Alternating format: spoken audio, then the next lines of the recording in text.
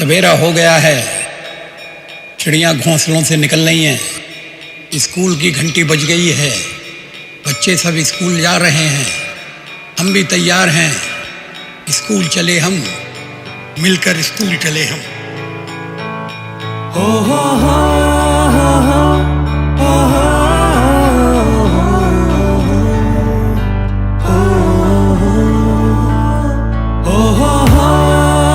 మీ పిల్లల్ని హాస్టల్లో జాయిన్ చేస్తుంటే దయచేసి ఈ వీడియో మీరు పిల్లలు తప్పకుండా చూడండి.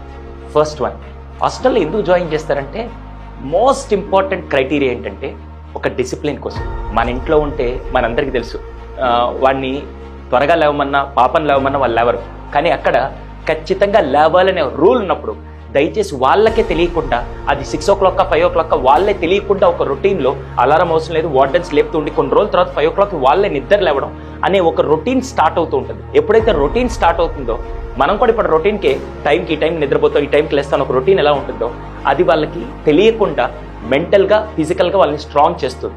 ఇది ఫస్ట్ పాయింట్. సెకండ్, హాస్టల్కి పంపించేటప్పుడు పేరెంట్స్ అందరికీ తెలియని విషయం అంటే ఇంట్లో ఉంటే ఇద్దరే ఉంటారు, అమ్మ నాన్న లేకుంటే అక్క తమ్ముడు చెల్లె వీళ్ళే ఉంటారు, అవునా? అంతకంటే వేరే వాళ్ళు ఉండరు. ఇప్పుడు న్యూక్లియర్ ఫ్యామిలీస్లో రోజు వాళ్ళ ముఖాలను ఇంటికి రాగానే వీళ్ళే అని కనపడుతూ ఉండడం కంటే అదే హాస్టల్ లైఫ్ అనుకో, దెబ్బకి దాదాపు ఒక 40-50 మంది ఉంటారు.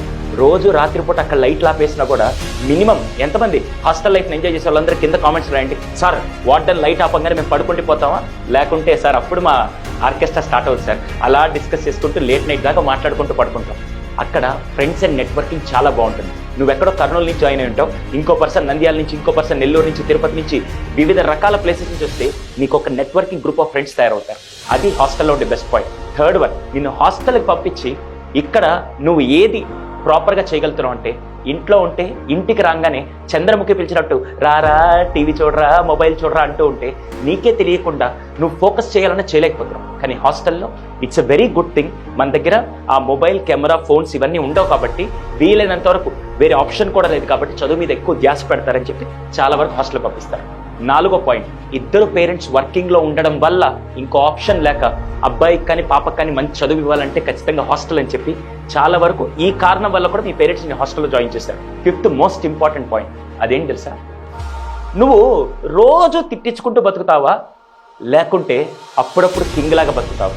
అదేంటి సార్ రోజు తిట్టించుకుంటూ? అవును, రోజు ఇంట్లో ఉన్నావు అనుకో, అమ్మ నువ్వు ఫోన్ చూసినప్పుడల్లా ఎప్పుడు ఫోనేనా, ఏమి నీకు అర్థం కాదు చెప్తే అని చెప్పి రోజు అమ్మ తిడుతూ ఉంటే నువ్వు రివర్స్ తిట్లాకి ఇలా అనుకుంటూ ఉండడం కంటే అదే హాస్టల్కి వెళ్ళావు అనుకో, ఎవ్రీ 2 months 3 months నువ్వు వచ్చినప్పుడు నువ్వు అడగకుండా నా అమ్మ బిర్యానీ చేసి పెడుతుంది, నువ్వు అడగకుండా నేను నాన్న సినిమాకి తీసుకెళ్తాడు, నువ్వు అడగకుండా నా నాన్నకి కావాల్సిన ఫుడ్ అంతా కొనిపిస్తూ ఉంటే 2 నెలలు నువ్వు హాస్టల్లో ఉంటావు, 10 రోజులు నువ్వు కింగ్లా పడుతావు.